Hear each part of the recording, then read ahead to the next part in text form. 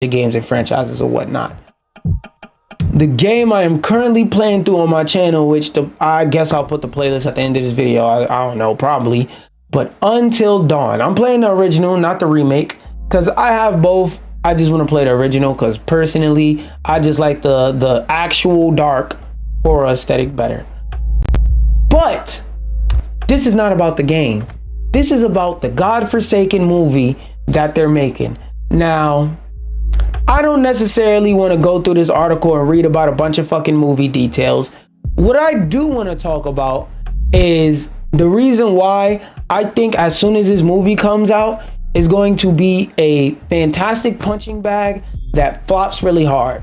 Now, the only way what I'm saying will not apply is if they make a movie that is related to the game but does not use any of the same characters, being that some of those characters may or may not die depending on your playthrough of the game. So this has to be a story that can relate to that but be completely separate, and it can reference the game, but it shouldn't directly reference the game for the simple fact that it fucks with the canon. Now, let me explain.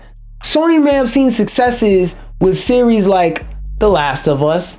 They may have seen success with series like Fallout, even though that's not them, just video game franchises that have been adapted well. With series like the Super Mario Bros. Movie, the animated one that came out recently, and go, oh, so it is possible to make a good good live action gaming movie. And a lot of PlayStation games were really just movies that you can interact with a little bit, which is a fair take to have. The third person over the shoulder game where you're walking around, you're sliding through cracks that serve as hidden loading screens, you fight a few bad guys, you get a 15-minute cutscene, right? That's the gameplay loop of a lot of current PlayStation games, which isn't all the way a bad thing, because I personally don't think there's nothing wrong with having a signature style attached to your brand. Helps give you brand identity and helps up your brand awareness, because it makes people of a certain fandom of a certain thing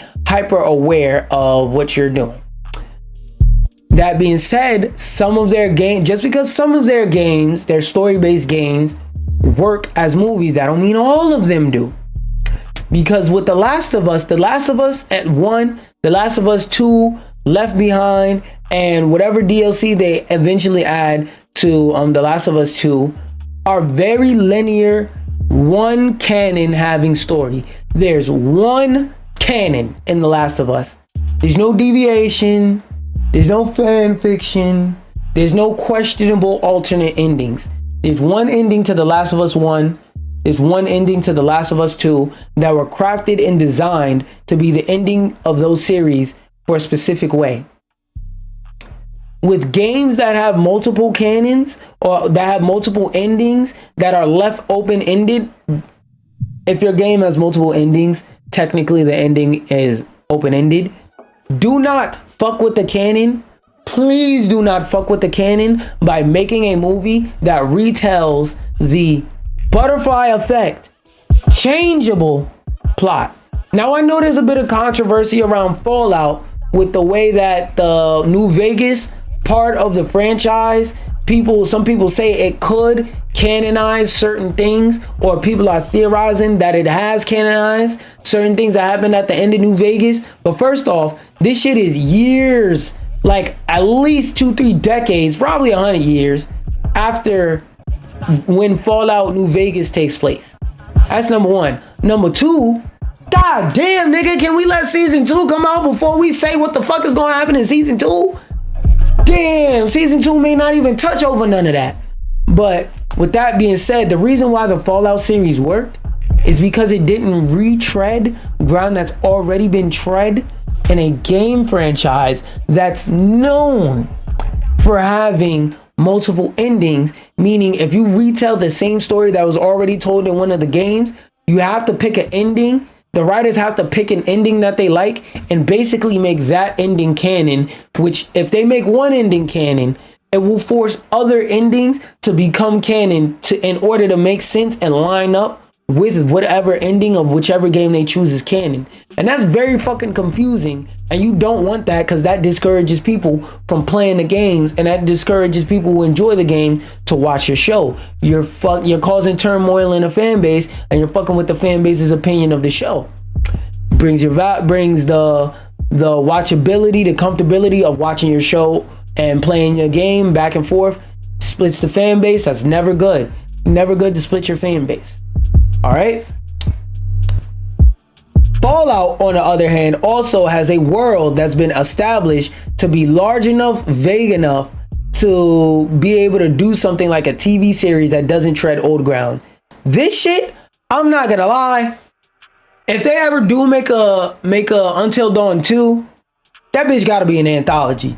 Because unless they, like I said, fuck with the canon and basically make it so that a specific ending is the canon ending, it's gonna be real hard to justify making a part 2 for me to play, unless it's like an anthology type thing, which is what they did with The Quarry and whatnot.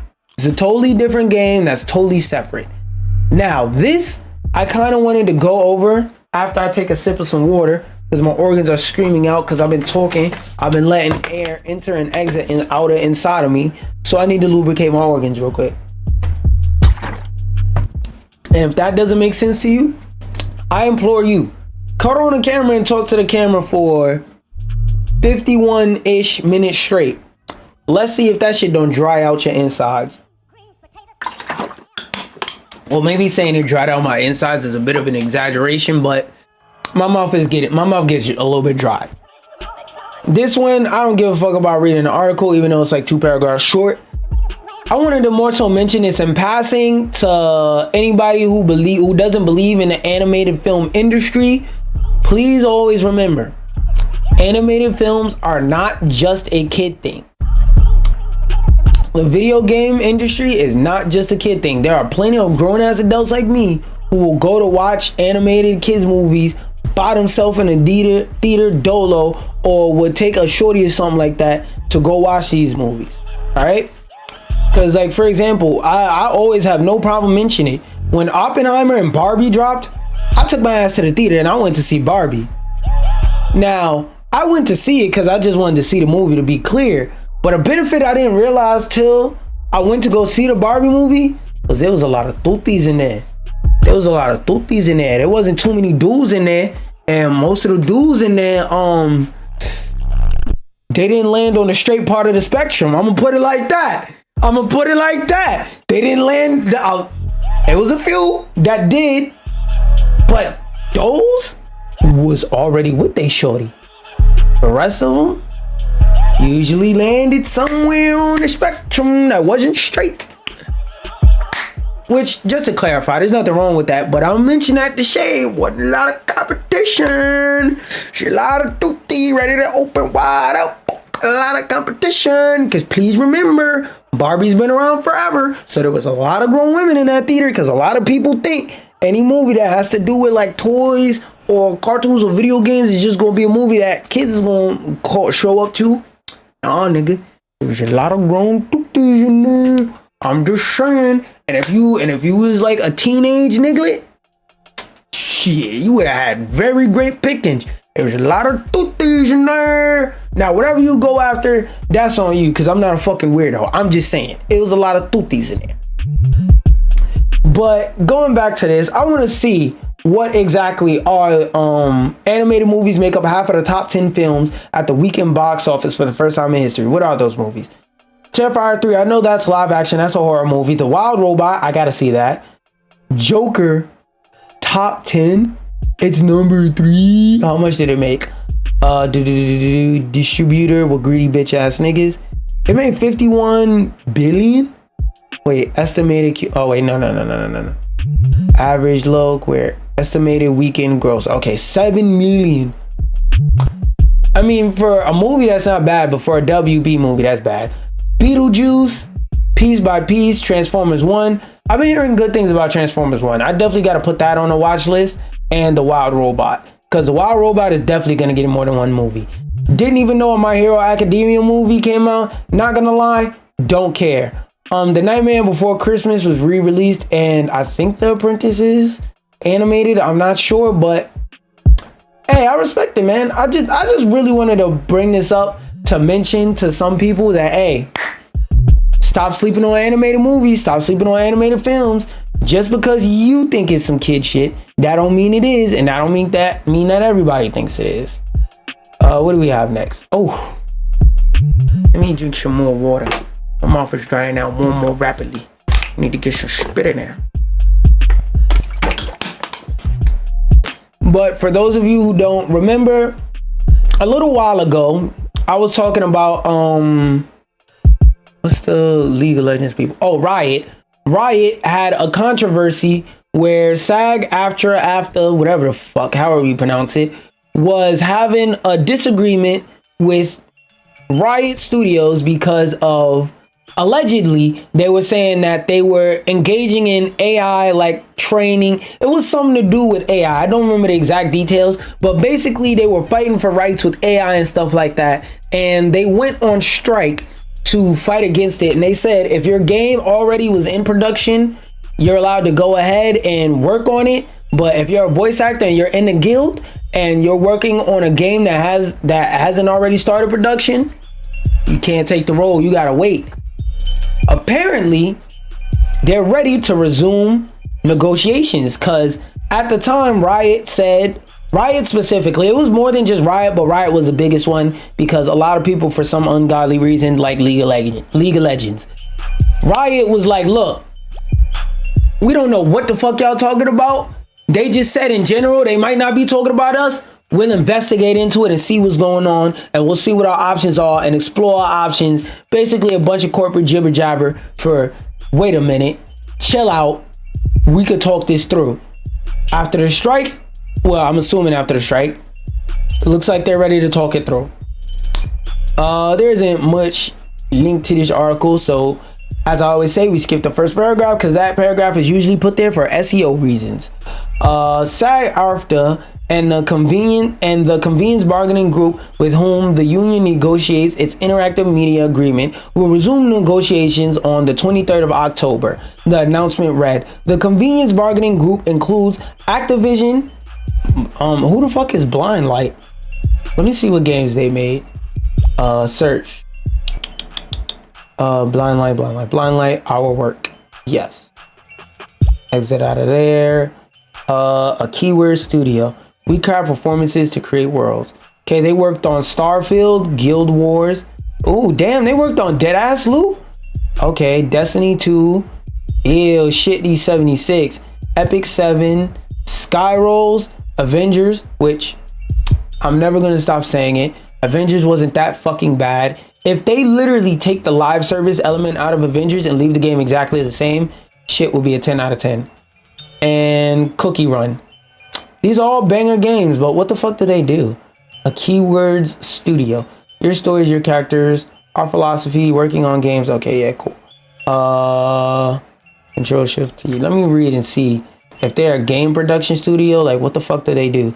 Is a Los Angeles-based company providing Hollywood production services to the video game notable properties. Okay, that doesn't explain what the fuck do they do.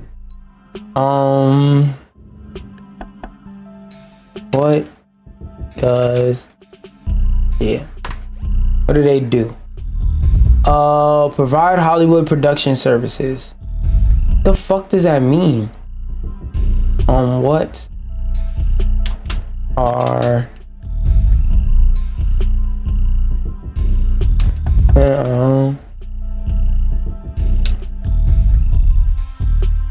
action. Okay, cool. Film. So they work with content development, script writing, hiring, planning, post-productions. Okay, so if I'm reading this correctly, basically they're a supplementary studio that can choose what voice actors and artists and stuff like that come in and work. They also help with script writing, Disney character voices, Evil Ass Productions Incorporated, Formosa. That sounds familiar. What did they work on? Does they sound familiar? Formosa Interactive. Active, where the most creative. Art, Foley. Okay. They worked on God of War 2018, Far Cry Blue People, Helldivers 2, Shitty Side Squad, Dead Space. I'm assuming a remake, which I'm playing through that now off stream. Shit of Duty, Shitty Warfare 3, Horizon, Shitty West, and Nightgale. Okay, so they got some tenure under their belt too. They're a major studio.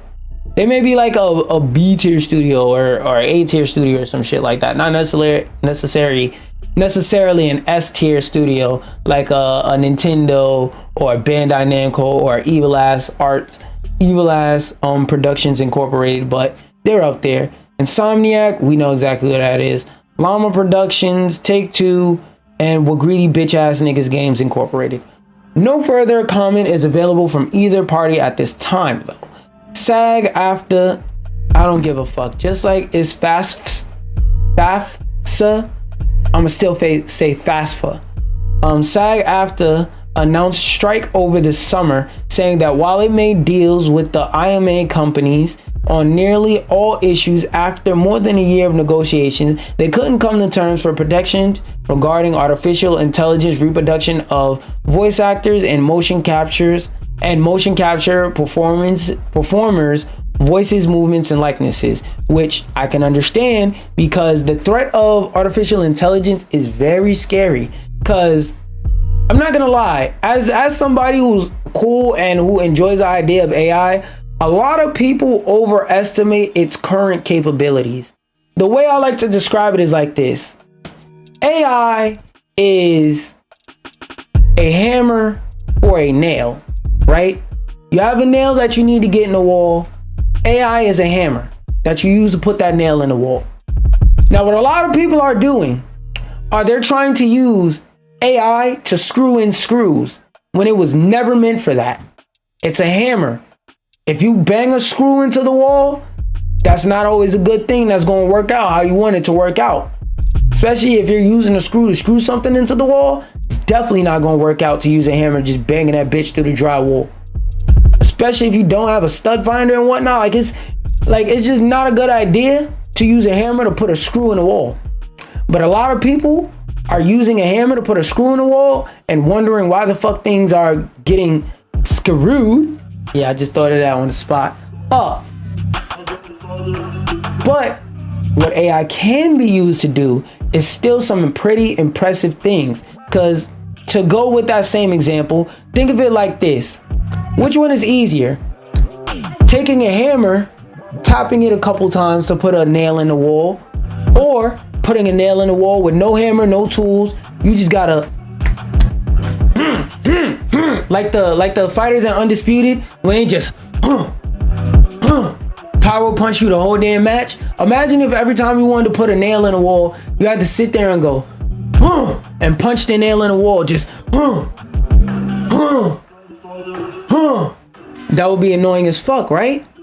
That's what they're currently doing. What they're currently doing is they're punching nails in the wall, and they're getting good enough results. The nail is in the wall at the end of the day. The voice acting is in the game, and the voice acting is great. The voice acting isn't always being made in an efficient time, but to get voice actors and stuff like that, unless you're getting specific A-lister voice actors, it's relatively cheap. You can pay the motherfuckers like $3,000. They come in for an hour, 2-hour session, blah, blah, blah, into the microphone, get the fuck up out of there. Or you send them some voice lines and say, hey, we need this shit back in a week, and we'll give you $1,000 now, $2,000 later when you finish this bitch. Whenever you finish it by the week, and if you don't finish in a week, we dock your pay. You know, that whole situation, whatever the fuck you work out. Point is, they've been punching that nail into the wall with them heavy ass Undisputed power punches, and it's been working out fine so far. But wouldn't it be, more efficient to use a hammer? Even if we're using a tiny baby plastic hammer, if it gets it into the wall without hurting our knuckles, why not? That's the same thing when it comes to the way they're using AI.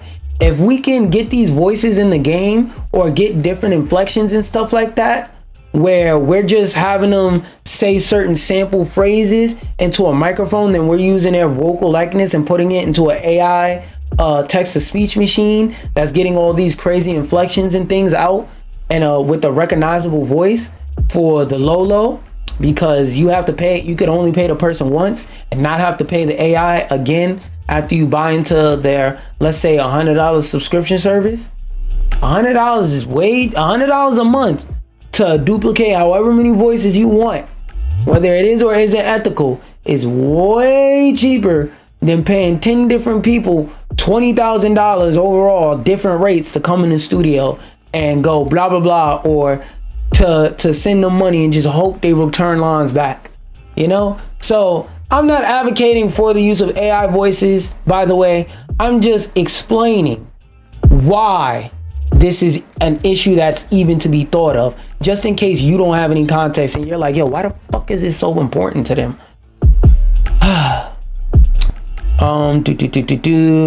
They announced a strike over the summer. Back in September, they honed in on Formosa Group on claims that the voiceover production company had sought non-union work. Okay, they was looking for scab workers. That's what pissed them off.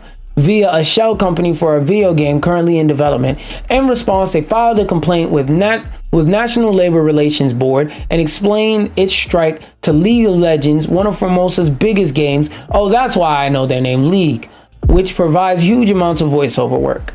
And by the way, I'm assuming that you don't know none of this shit and that you're trying to learn, right?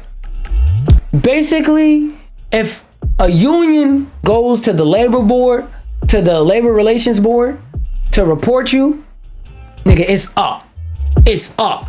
It's up. You shit your pants at that point. Because if that labor relations board come over there and they see any type of inhumane business practices, any type of anything that they just don't like, it's clip for you, buddy. You're done, pal. And even if you're not done, you have to fight an annoyingly long ass legal battle that could have been avoided at the end of the day. In a statement shared with GameSpot, a Riot spokesperson said, League has nothing to do with the complaint mentioned by SAG-AFTRA's press release. We want to be clear, since becoming a union project 5 years ago, League has only asked Formosa to engage with union performers. Oh, this was their statement where I believe I was like, this is corporate speak. This could be cover your ass speech. Cover your ass speech or a technicality. And they basically said, hey, that shit ain't got nothing to do with us. Keep our fucking game out your mouth. The guild wants to guarantee that video game performers have given consent and compensation for any use with their work and any AI models for video games going forward, which, like I said, is something that's not only necessary, it's needed. Because the reason why a lot of these companies want to resort to AI is because, in theory, the shit is easier and cheaper. That even if it was harder, they would still go for it if it was cheaper. What we're saying to the video game companies is step up, do the same thing that all these other industries and companies have done. Because last year there were a lot of strikes from SAG-AFTRA where they was demanding that the movie and video industry restructure how they pay people, because it's no longer you make a show, it gets put on TV, it gets ratings. Now it's about how much is your show streamed on streaming services, how much ad revenue and new signups has your show generated. It's way more complicated than before. And respect human creative performance. SAG-AFTRA General Counsel Jeff Bennett said earlier this month, in addition to saying whether that's voice or physical performance. Excuse me. And like I said, I deeply agree. Another thing in television that pisses me off is the fact that shit like this exists. If you're hoping to watch every single Family Guy Halloween episode this October, we've put together a quick guide on where to find every one of these episodes and how to stream them online this year. Now, I'm not going to click on the article because the article itself is not important. It's the existence of this article that is important. Now, you may be like, what's so crazy about this? The fact that this is not unique. The fact that we're at the point, wait, hold up. Let me play the appropriate background music that makes the most sense for this? Oh, wait.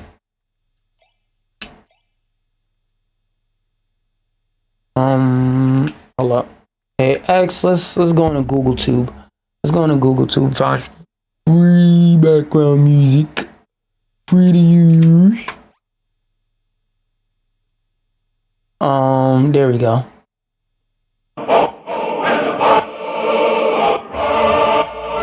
Okay, cool. I'm just randomly playing this music for no reason at all. I have no particular reason as to why I'm playing this song specifically, and it is completely and wholly unrelated to the point I'm trying to make. The fact that stuff like this exists, where instead of going, okay, Family Guy's owned by Disney, let me go to Disney Plus. Family Guy's is owned by Fox. A lot of Fox shows on Hulu. Let me go to Hulu. Instead of these services trying to make it as simple as possible for people to get to content, they have it split between 10,000 million, trillion, billion, quintillion fucking platforms, to where you need a list and a guide of what platform to go where for what episode. You know how annoying that is? You know how annoying that is? It's very annoying, just in case you're not understanding.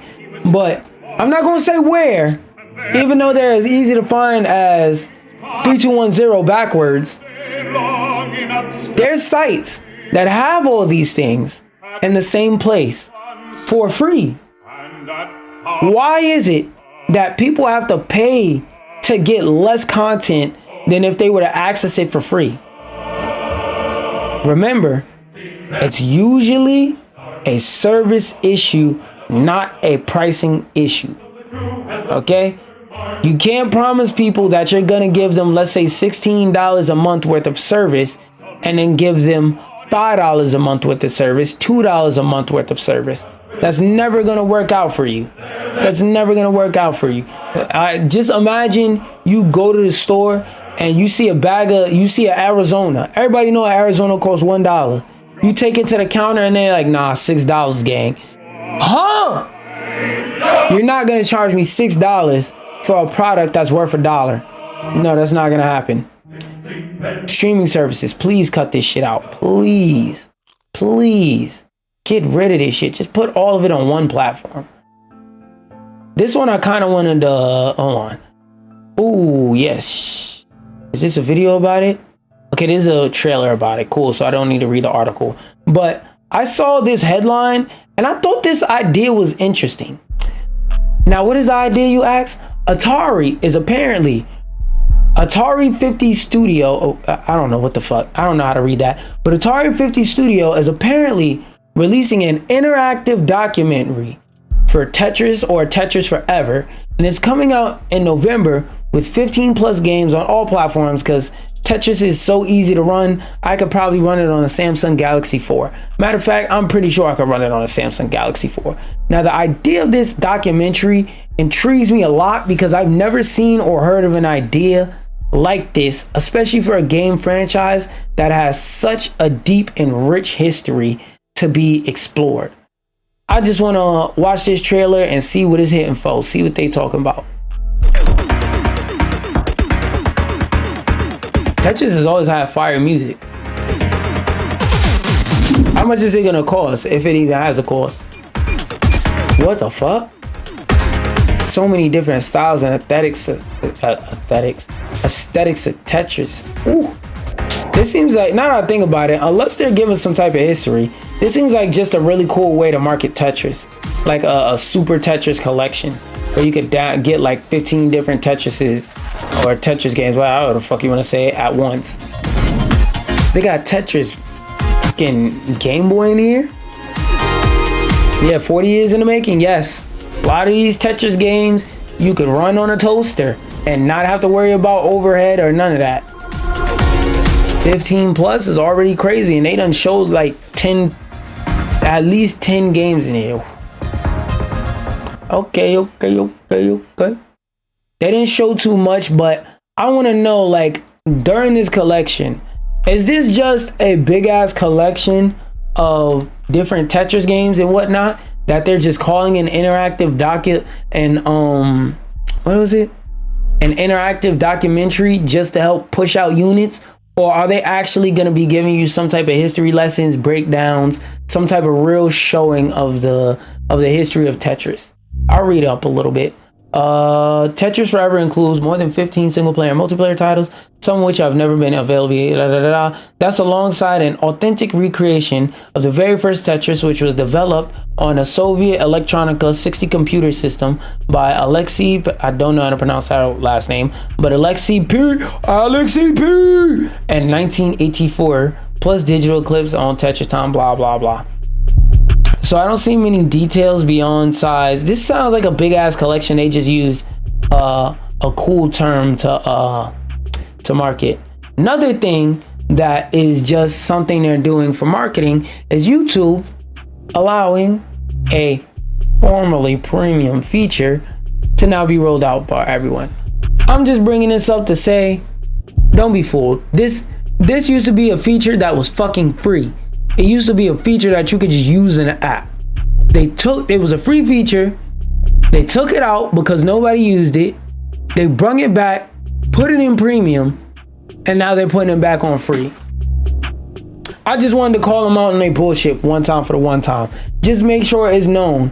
I call anybody out on their bullshit anytime. Anytime.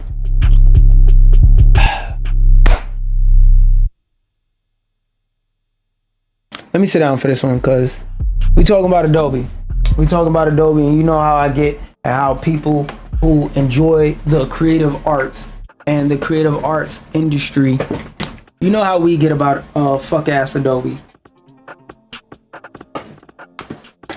I may stand up after I'm done talking about Adobe, but I'm gonna need to sip some water and sit down while I talk about Adobe because, oh boy.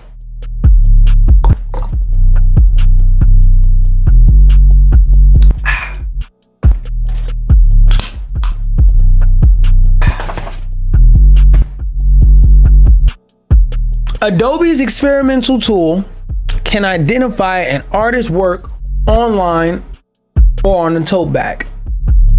Now I'm gonna read into the article, but this sounds like a horrible idea for the simple fact of how well is it going to be trained. And also, it doesn't matter how well it's trained, because what if it misidentifies? What if somebody, and how specific is it? What if somebody redraws what I drew, but they add their own spin to it, and the AI tool says, he stole your whole flow. Go over there, run down on him. This don't sound like a cool idea. Let's read. One of Adobe's most notable experiments this year could help combat misinformation and ensure artists are credited for their work, which is a good thing. But no matter where it appears online or offline, announced during Sneak's segment, during Sneak's segment at Adobe Max the Sneak segment at Adobe Max, Project Know-How is an in-development tool that can ink ownership of a drawing. Okay, blah, blah, blah. Project Know-How builds on Adobe's content credentials tech, which applies a digital tag to track where a piece of content has been posted, who owns it, and how it's been manipulated, providing an image or video has content credentials applied. So it's a feature you got to turn on. So already right there, I could tell this shit ain't gonna work. The tool can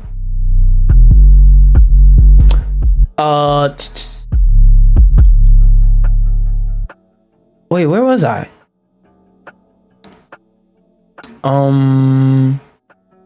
Which has it's been providing a video. The tool can, air quotes, help creators establish ownership over their content, even if that authentication metadata has been stripped out. The demo I saw, while in early development, I managed to display the content credentials data on an image just by recording it on a camera, even on a texture heavy object like this tote bag.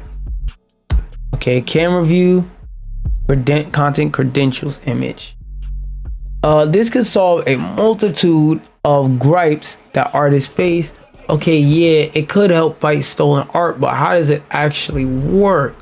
Common issue, and therefore limiting the benefits of such exposure. That's true. It's also gonna fuck with some people's exposure, because what if somebody who doesn't own the copyright and stuff like that to your product shows off your product on the timeline and they call it great?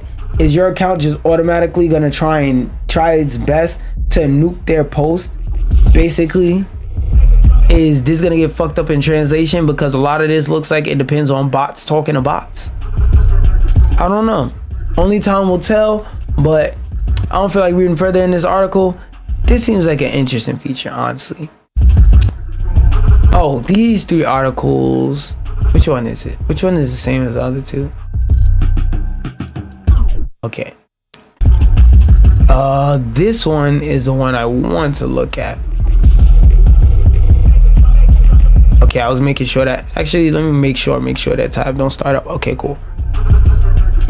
The FTC has finalized a new click to cancel rule, and all subscription/membership service will be required to offer one click to cancel with the new rule. Rule will go into effect in 180 days after being published. Now, if you've never tried to sign up for a gym membership, if you've never signed up for a gym membership, Amazon Prime, anything of that nature, and tried to cancel it, it is a pain in the ass. For the simple fact, it takes like 10 clicks to uninstall something that, as they say, should be easy to uninstall. I always bring up the case whenever I talk about stuff like this of Roblox, where you can't just straight up delete your account in Roblox. You basically gotta send them an email saying, hey gang, I don't fuck with this game like that. Y'all can delete my account, and they go back and forth with you and basically go, why would you want to ever do that? You know you're gonna play Roblox again. No, I'm not. And even if I did, just let me log out. Let me do me. Let me cancel my membership. Anyway. Oh yeah, this.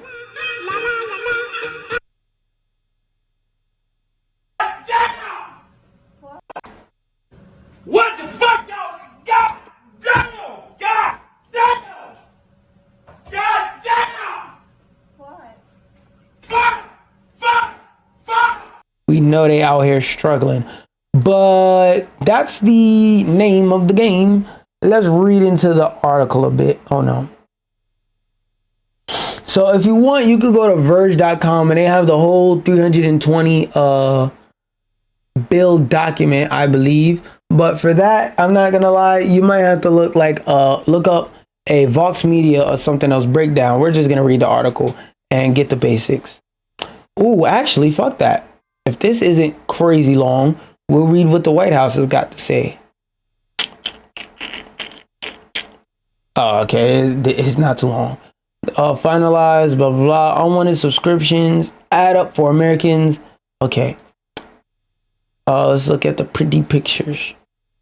Please open up the pictures. Okay. The Biden-Harris administration has finalized a rule to make it easier to cancel subscriptions and memberships. Some steps, and just for those of y'all, I love that they put this here. Just for those of y'all who don't understand why a bill like this needs to be in place, this is how you cancel a membership currently. You tap on your profile icon at the bottom of the screen. You tap on account settings. Scroll down to the manage membership and subscriptions. You click subscriptions. You select update, cancel, or more option. You tap in membership, and it's finally canceled. If you're lucky. A lot of these services, when you hit cancel membership, they just pause your shit for a month and then turn it back on. Instead of it just being click to cancel subscription, your subscription is canceled. Or maybe you go to your account center, you go to settings, scroll to the bottom of your settings, and it says delete account. Technically you are deleting your account. So you scroll to the bottom of your settings, it says delete account or delete membership or whatnot. This is how I believe it should be. I think this is a good law, and to me, there's a good sign that some of these lawmakers are catching up with the times. Pretty soon, we're gonna have laws that makes sense when it comes to technology, because a lot of laws right now, like in terms of technology, it's just very gung-ho in the Wild West. Like if there were laws on technology, stuff like AI deepfakes would have never gotten popular, because copyright would be all over that. Like the rights on